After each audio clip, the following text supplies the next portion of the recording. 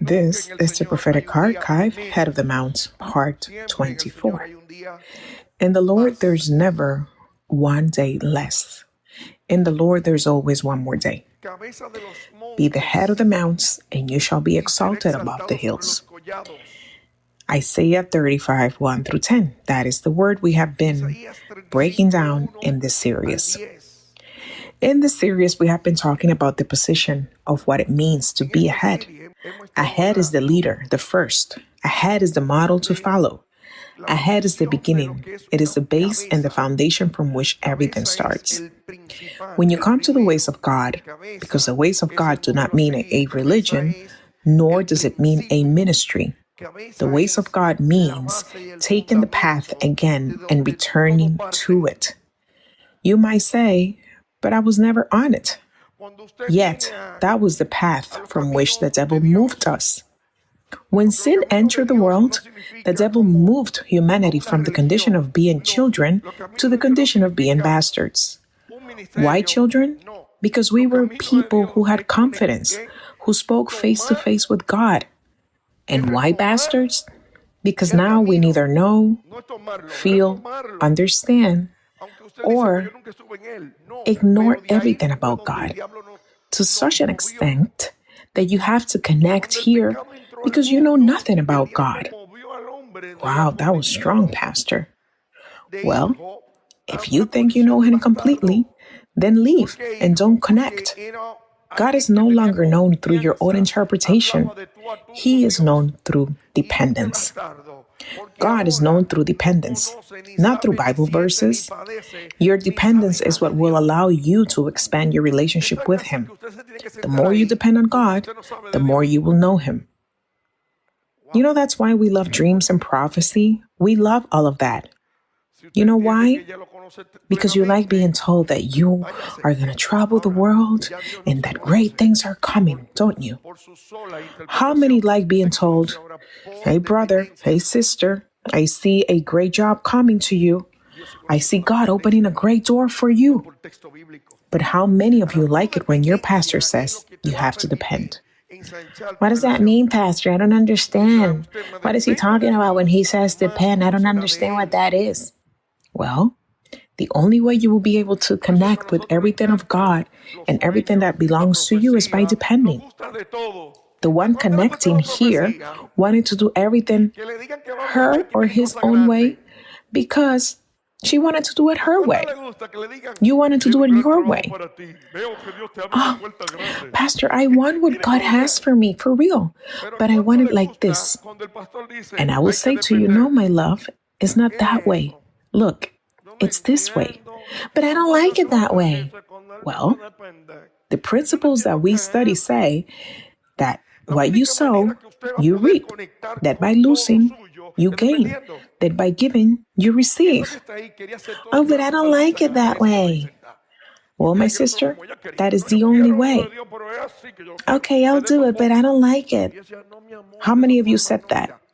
And then you started doing it, and little by little, after some time, you would come back and say, you know, Pastor, I didn't understand when you told me to do it this way, but you were right. That's how it's supposed to be done. Yes, to you, young people and teenagers that are listening to me, these principles sound foolish because they're not the principles that society teaches.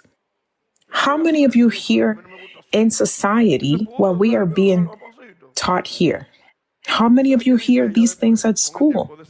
How many of you at home, in that family institution, are being taught kingdom principles the way they are being taught from a prophetic manual, from the manual of life?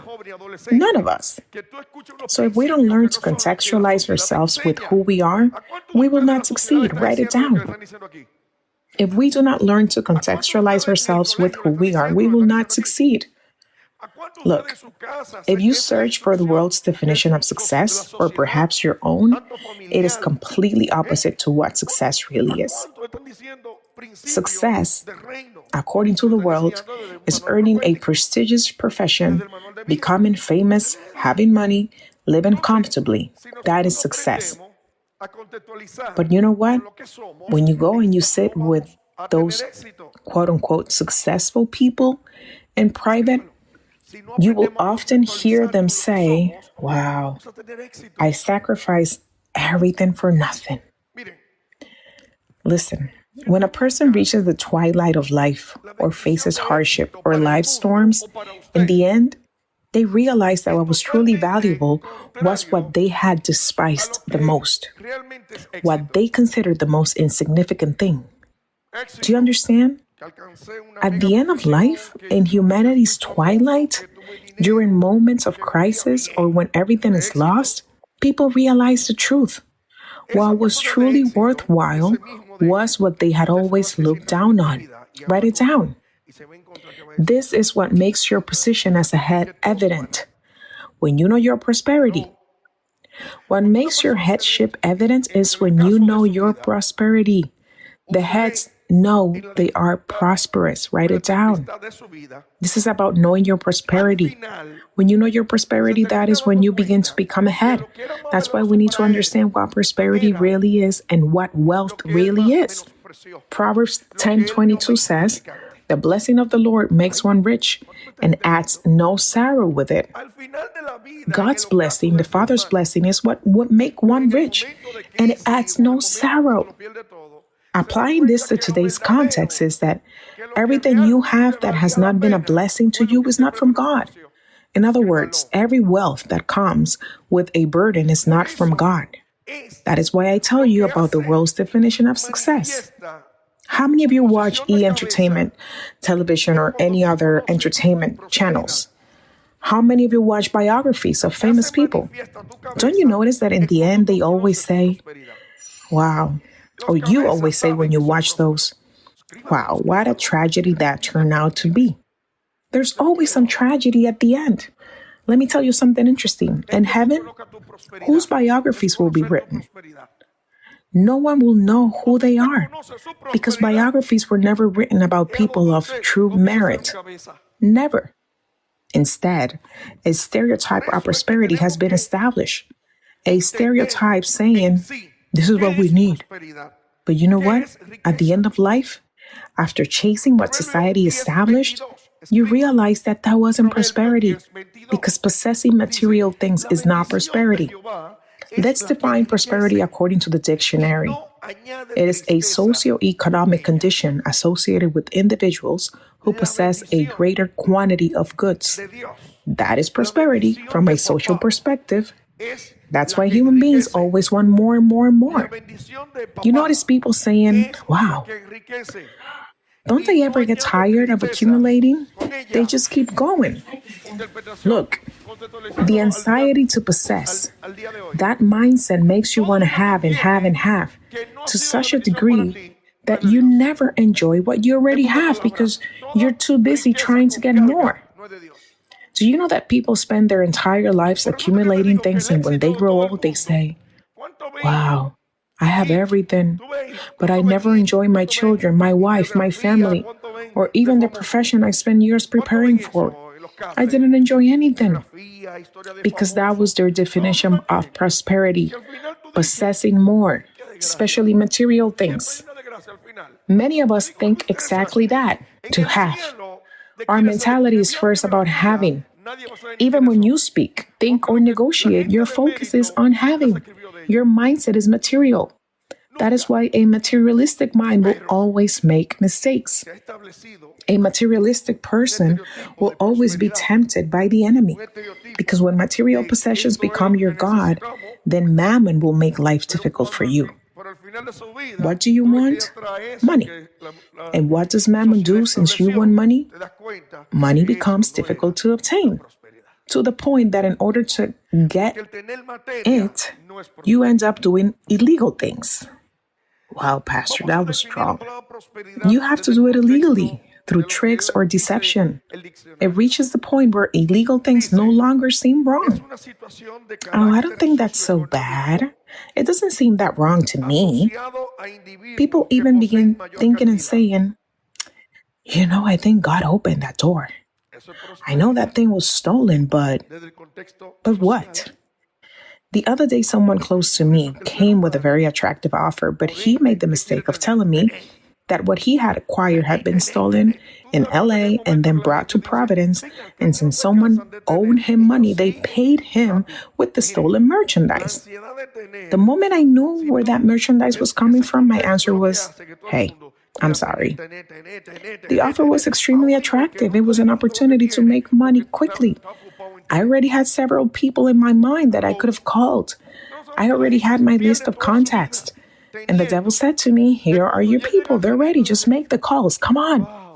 It was an easy opportunity. But guess what? Prosperity. When you have a clear concept of prosperity, material things no longer move you. Write it down. When I clearly understand what prosperity is, material possessions cannot control me. They cannot tempt me. The problem is that you believe prosperity is material wealth. And you know what? I feel sorry for you because I know you have been greatly tempted. Oh, I found 2,000 pesos, you know?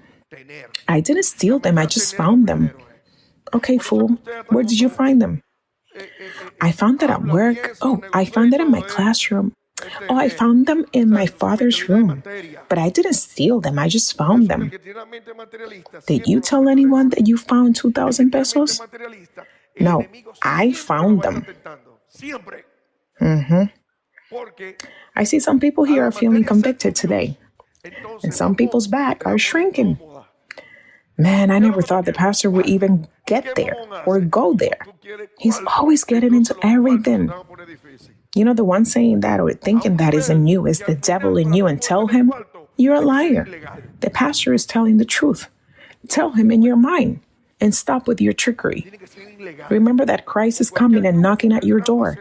And that knock is equal to correction. He is saying thieves. Because your wealth has been held back because through your bad jokes and your mistakes and your wrong principles, you have been doing everything quietly and secretly and thinking nobody's watching. I found 2,000 pesos. Okay, but did you tell your mother, your father, your teacher, your boss? I found 2,000 pesos on the floor. Come on, I didn't. Why would I? I found them. It was on the street. There was nobody there. But did you ask anybody around? Did you ask any authority around? Did you report it? No. You know why you didn't report it? Because your prosperity is still connected to material things. Your idea of prosperity is still about possessions. You know what prosperity is defined in the prophetic context? Prosperity is the awareness of who we truly are. That is prosperity. If you understood that your prosperity has to do with who you are, well, you are not what you have seen. Write it down. Write it down. I am not what I have seen. Why? Because I have been marked by generational curses. Write it down. You are not what you have seen because you have been marked by generational curses. That is where your contradictions and lack of prophetic understanding comes from. You never understood why you acted the way you did because no one could interpret it for you. You are not what you have seen. You have been marked by generational curses, but prosperity consists of becoming aware of who you truly are. Now you can say, well, I'm a person with problems, I'm unstable, I'm depressed, I have anxiety, I'm full of fear. My family line has nothing good. So, Pastor, is that prosperity? Interesting. You might think, so everything I have done has been trying to disconnect from all that I saw? Was I doing the right thing? No. What you saw was wrong, but what you did was also wrong. That's where what we do here comes in. We are here to connect with who we truly are. There's no other way to know who you are except through the manual of life. Write it down. There are no shortcuts. That's why metaphysics, the New Age, and every kind of esoteric thinking try to bring partial truth mixed with lies. They try to lead you to your inner self and for you to have a super intelligence. That's why you see books in the bookshelves that are written like with titles like Your True Self, How to become rich without working hard. The rhinoceros. Think positive. Think and grow rich. The power of wealth. All of these contain half truth. They are merely human ideas presented as wisdom. Don't you see that people quote, oh, because Buddha said this. Oh, because Mother Teresa said this in a quote. Oh, because so-and-so said this. But you know what? None of them surpass the manual of life. Let me tell you something interesting. There's nothing new. Nothing you hear here is new. Nothing those people said is new. How many of you understand me? There's no thinker, intellectual, scientist, philosopher, or wise person who has ever said something that is not already found in the manual of life. Write it down. No thinker, no wise man, no intellectual, no scientist, and no philosopher has ever said anything new that is not already in the manual of life. Now understand this clearly. Why are you connecting here? You are connecting here to abandon the paradigm of scarcity and embrace the state of abundance. In other words, humanity has a mindset of scarcity, limitation, poverty, stagnation, rejection, and misery. And you are here to abandon that way of thinking and assume a state of abundance. Assume what? A state of abundance. Everyone on this earth who accomplished something had 2 hands, 2 feet, and 1 head. You know what that means? That nobody is more extraordinary than anyone else. That is a lie from the devil and from whoever said it. What did I say? Nobody is more extraordinary than anyone else. Either we are all extraordinary or none of us are. Ultimately, what has limited your prosperity has been your mind. Your limitation comes from your mind. Every limitation in your life is in your mind. Because you did not know, you have spent your whole life ruining yourself. You have spent your whole life pretending to be everyone except yourself. You walk, dress, style yourself, and present yourself as something you are not because you want to imitate everyone else. People establish trends and standards and everyone follows them. You know what? I have my own style. What's the problem? When you don't know who you are, you feel bad because you think you're nobody. Those who are heads reveal themselves by their prosperity. Their prosperity consists of knowing who they are. Are you just anybody? If you're thinking about it, you are. You know why? Because if you truly knew who you are, you would immediately answer no. But because your code of misery is still deeply rooted, you hesitate before saying no. You're afraid. You have not been reprogrammed to say quickly, no, I'm not just anybody. And listen to me. Until you learn, understand, and demonstrate that you are not just anyone and that this comes through your satisfaction and your prosperity, a prosperity that teaches you to manage what you have. Remember, prosperity teaches us to manage what we have well. Misery, on the other hand, is focusing on what does not belong to us. Write it down. If you do not embrace prosperity, then you live in misery. Prosperity is managing well what belongs to you. Misery is assuming what does not belong to you. For example, today I have a small car, and instead of taking care of it, I treat it badly because I'm focused on the Mercedes God will someday give me. That is misery at the highest level. How many of you understand? Well, I have 3 shirts, but I wear them dirty because I know God is going to give me better ones. Listen, you will move beyond those 3 shirts when you keep them clean, ironed, and in good condition. Well, I have 1 room in my house, but it's a mess because I don't have everything I want. No. What you have now should be kept in order before moving to another level. Do you understand? The problem is that you curse what you have. You kick what God has already given you while dreaming about what He will supposedly give you later.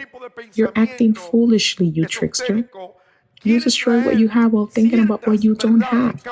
How many have done that? Everybody here has done it. No one values what they have. Oh, but it's just I have a little car and I want an SUV. What damn SUV are you talking about? Enjoy what you have because a mindset of misery focuses on what isn't yours while failing to value what is yours. The devil says, look at that beautiful woman. And you know what I say to him? Yes, she's beautiful, but guess what? I have mine. You understand? I have mine. Is she beautiful? Yes, but I have mine. That is prosperity. Why are you trying to make me focus on something else? And let me tell you, the devil tempts the people who are not enjoying what already belongs to them. If you don't enjoy what is yours, then the temptation becomes much stronger. That is poor management. What is prosperity? Knowing how to manage what I have, what belongs to me. What is misery? Focusing on what does not belong to me. If you know and you want to know whether you are living in misery, ask yourself, are you focused on what you have? No. Why? Because I'm waiting for what God is going to give me. God is not going to give you anything. Why? Because He already gave it. The way to access what God has is by embracing what you already have in the moment. Write it down. Where does my prosperity come from as a pastor? Because I stay focused on what is mine. I don't interfere in others people's problems. Everyone has issues. Who has problems? Everybody. But I cannot spend my time in others people's issues while neglecting my own responsibilities. My pastoral responsibility is with you, not with the neighbor. Oh, but the neighbor has problems. Please help her. That's not my responsibility. My responsibility is this. My prosperity consists of managing what belongs to me. So you must focus on what belongs to you. How many beds do you have? 1. How many bedrooms are in your house? 3. Okay, so 1 bed in each room. So what do you feel bad because your beds are in the expensive brand that cost many dollars? Oh, because I wanted one of those, Pastor. So do I. If God moves your heart, I'll even tell you the size I need. But maybe that's not the priority right now. There are other priorities that are first. Yet people go and they're like, but Pastor, that's the bed I want. I'll make something happen to see if I can get it. And when we have always gotten things by manipulating and using our own means, we make a mess. Do you think God, let me ask you a question. Do you think God wants you to obtain things by creating chaos? Do you think God wants His children obtaining things by making a mess? God doesn't need your chaos to accomplish His will. Your mindset is so marked by misery, which is the result of what you do not know, that you have spent your whole life making a mess. But do you know where that comes from? From your anxiety, from your own rejection, from your own misery. Write it down. Many times when you had the opportunity to do things properly, you didn't. You only act when things become chaotic. Is anyone here hearing this? Everyone should say, oh, that's me, Pastor. Because when you had the chance to do things right, you didn't do it. Misery doesn't act when it should, because it is focused on what isn't yours instead of what is. I know I'm preaching in a way that hurts today, but you're always hustling somehow. You're always making chaos.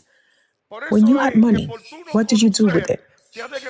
Oh, well, we spent it, Pastor, because, we had things to buy and things, we ate it all. Well, that's why you are in trouble. That's why. That's why it happens, because you eat it all. You eat it all. What do Catholics say and people in the world? Help yourself and I'll help you. In other words, go make a mess and then I'll join you. Many of you still believe that. But God, He doesn't act that way. God isn't going to help me. He already helped me. This isn't about God helping you. It's about managing what He has already given you. Write it down.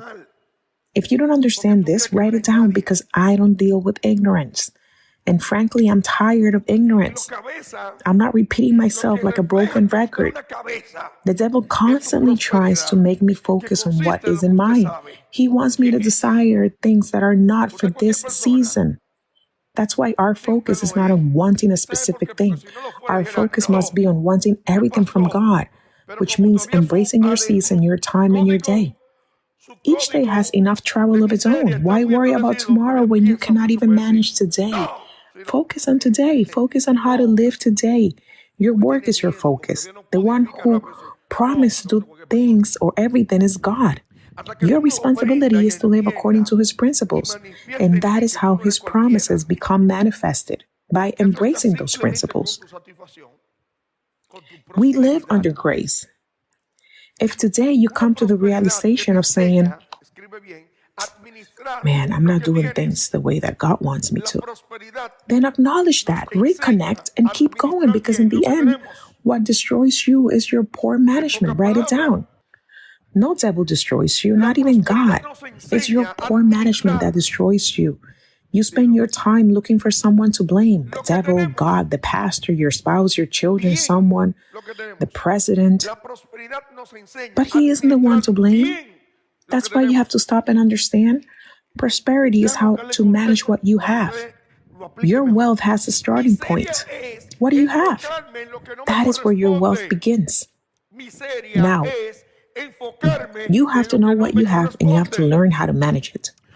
How many of us as couples, as families, have created financial strategies when we make budgets and we realize we need to make adjustments?